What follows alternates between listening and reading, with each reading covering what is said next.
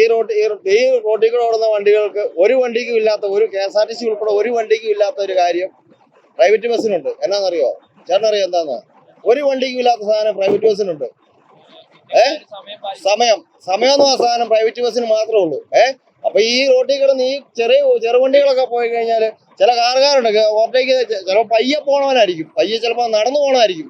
നമ്മൾ ഓവർടേക്ക് ചെയ്യാൻ ചെല്ലുമ്പോഴത്തേന് അവനന്നേരം ഇഷ്ടപ്പെടുകയല്ല, അവനന്നേരം ഫ്രണ്ടിലോട്ട് കയറ്റി അങ്ങ് വെച്ച് വട്ടോ നീളം വെച്ച് ഓടിക്കുന്നു. ഇപ്പോഴാണ് പിന്നെ കുറേയൊക്കെ സമാധാനമായി. കാരണം എല്ലാ വണ്ടി ക്യാമറ ആയ പിന്നെയാണ് ഒരുമാതിരിപ്പെട്ട കാറുകാരൊക്കെ നമുക്ക് സമാധാനത്തോടെ ഓടിക്കാൻ പറ്റുന്നത്. ഇതൊക്കെ പ്രസ്ഥാനം നിന്നു പോകല്ലേ ഉള്ളൂ.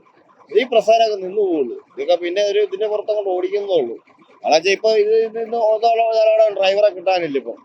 കാരണം ഒരു ചെറിയ തട്ടോ മുട്ടോ ഉണ്ടാക്കി കഴിഞ്ഞാൽ അവന് ലൈസൻസ് 6 മാസം പോവാ, പിന്നെ 6 മാസം പട്ടിണി കിടക്കുക, വല്ല കൂലിപ്പണിക്ക് നടക്കണം. ഇല്ല, തീർച്ചയായും ഞാൻ ഇപ്പൊ നമ്മളിപ്പോ അന്നത്തിന് വേണ്ടി ഓടുന്നു. നമുക്ക് അന്നെന്ന് പറഞ്ഞാൽ നമുക്ക് ഈ സാധനമുള്ളൂ. ഇതിന് നമുക്ക് കൂടുതലെന്ന് പറഞ്ഞ സമയം നമുക്ക് വലുത്. ഈ സമയത്ത് നമ്മൾ കയറി ചെന്നില്ലെങ്കിൽ നമ്മൾ ഒന്നാമത്തെ കാര്യം നമ്മൾ പിടിവിട്ട് പോകാന്ന് ആൾക്കാർ പറയുള്ളൂ. ഇതിനകത്തിരിക്കുന്ന യാത്രക്കാർക്ക് അവർക്ക് ട്രെയിൻ കയറി പോകണം, അല്ലെങ്കിൽ അവർക്ക് KSRTC നിന്ന് അവിടെ KSRTC പോകണം. അവർക്ക് സമയത്ത് ചെല്ലാൻ വേണ്ടിയാണ് നമ്മൾ ഈ സർവീസ് ഓടിക്കുന്നത്. അവരെ നമുക്ക് സർവീസ് ചെയ്യാൻ വേണ്ടി നമ്മളെ റോഡിലേക്ക് ഇറങ്ങി കഴിയുമ്പോഴേക്കും നമ്മളെ കുറ്റപ്പെടുത്താൻ വേണ്ടി കുറെ വണ്ടിക്കാരുണ്ട്. നമ്മൾ കയറി പോയി കഴിയുമ്പോഴേക്കും കാറായിട്ട് നമ്മളെ മുടക്കാണ്ടി വരുന്നു. പിന്നെ നമ്മളെ വക്കറ്റേക്ക് കയറുന്നു, നമ്മളെ തെറി പറയുന്നു, രാക്ക് കേൾക്കുന്നു. എന്നൊക്കെ പരിപാടി ഉണ്ടെന്നറിയോ? വണ്ടിക്കാർ വെക്കട്ടേക്ക് കയറാൻ വേണ്ടി തന്നെ ഒരു സമയം ആകുമ്പോഴേക്കും വണ്ടിയായിട്ട് കാറും ബൈക്കും ഒക്കെ ആയിട്ട് കുറെ ആൾക്കാർ ചുമ്മാ ഇറങ്ങുന്നു. ഒരു കാര്യമില്ലാതെ അവർക്ക് സത്യം പറഞ്ഞാൽ ആ കാർ അവിടെ ഇട്ടിട്ട് ഒരു 10 രൂപ കൊടുത്തിട്ട് ബസ്സേ കയറി പോയി ഒന്ന് കേസിട്ടേ ഉള്ളൂ.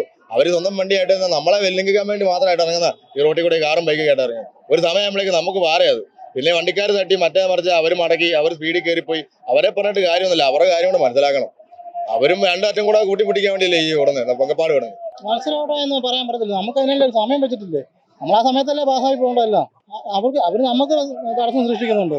അല്ല, നമ്മൾ അവർക്ക് തടസ്സം. നമ്മളെ എങ്ങനെയെങ്കിലും കയറ്റി പോവാന്നുള്ളത് നമ്മൾ നോക്കുന്നു. ആളെ കയറ്റിയാൽ പോവുക.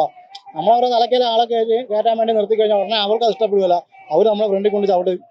അങ്ങനെയാണ് അത് ഏറ്റവും വലിയ കുഴപ്പമായിരിക്കുന്നത്.